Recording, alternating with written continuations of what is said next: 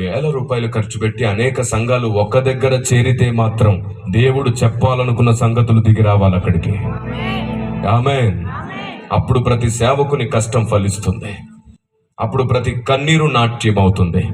అప్పుడు పరిశుద్ధాత్మ దేవుని దుఃఖం సంతోషంగా మారుతుంది. ఆయన చెప్పాలనుకున్న సంగతులు మనకు వినబడకపోతే ఆ రోజు ఖర్చు వ్యర్థం, ఆ రోజు ప్రయాస వ్యర్థం, ఆ రోజు మన కష్టం వ్యర్థం. క్రీస్తునందు మీ ప్రయాస వ్యర్థం కాకుండా ఉండాలంటే క్రీస్తు సంఘంతో ఏం చెప్పాలనుకున్నారో తెలియాలి. సంఘానికి అవి అర్థం కావాలి.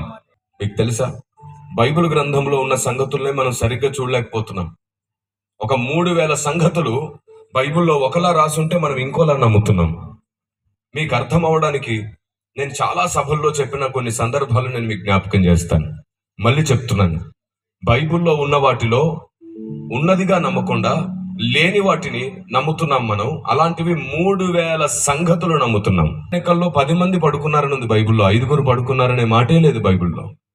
మత్తయి సువార్త 25వ అధ్యాయం 5వ వచనంలో ఉంటుంది, పెళ్లి కుమారుడు ఆలస్యం చేయగా వారందరూ కునికి నిద్రించిరి అని ఉంది. 5 కాదంట, అందరూ.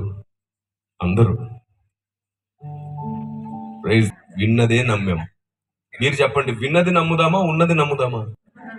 కదండి.